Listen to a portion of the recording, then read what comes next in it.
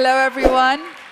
I'm Zainab Selvi, and I have the great honor to be on stage with the India's biggest movie star, Amir Khan. Thank you.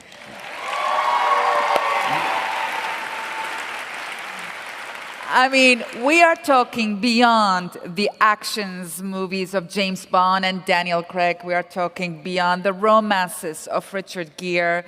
We are talking beyond the charms of George Clooney. We are talking, ladies and gentlemen, above and beyond all of that, a man who has been acting since the age of 9, who has conquered the hearts of 600 million. Yes, 600 million Indians. This is half of the Indian population. This man has done it. Unbelievable. With launching a new TV talk show, Satyamev Jayati, that tackles social issues, taboos heads on. I mean, you just put yourself out there. What inspired you to do that? Well, a very good evening to everyone here. I think it started somewhere when I was a very small child, and it began with my mother, I think. My mother's been a big influence on me, and I'll narrate an incident of my life which stayed with me all along, and that's I used to play a lot of tennis when I was a kid, and competitive tennis, state level, national level.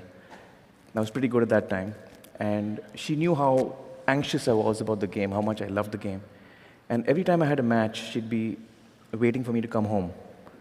And when I would come home, she'd ask me, did you win, did you lose?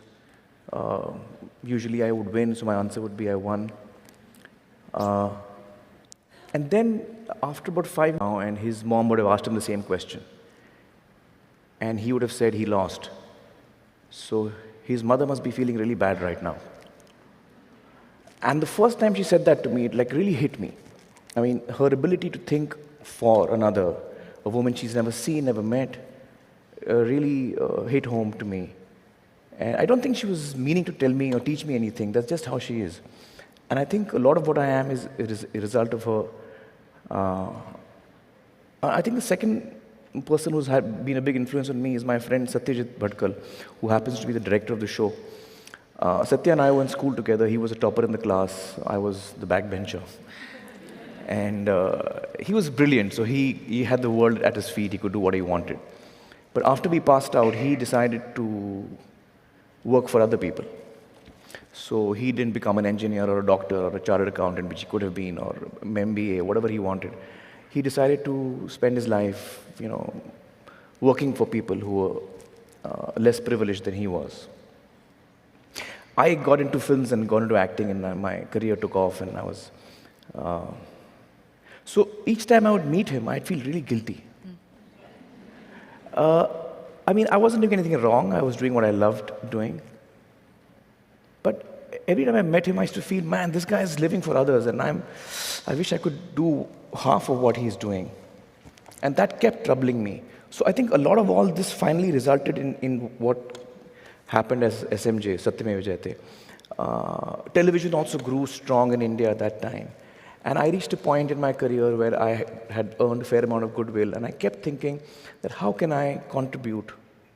You wake up in the morning, you read the papers, and you read about injustice, you read about poverty, you read about people who are less privileged than you, and you want to really do something about it. I think most of us feel that way, and we don't know what to do, and which is storytelling. And I should use the strength of storytelling to try and change minds and try and, enrich perhaps the discussion on certain issues that we face as a society. And I saw that no one's really doing it on that kind of a scale, on a public platform. And I thought if I combine the strength of TV with the goodwill that I've earned, and we try and actually combine journalism, investigative journalism, and storytelling. So we really research each topic and then bring it to the country of India and share what we have learned with the people and hope that we can transform minds, hearts. I always felt that there are two ways of bringing about change. One is top-down, when you make laws and you tell people to follow them, or you make policies and you expect people to follow them. And the other way, and sometimes it works, but sometimes, a lot of times it doesn't.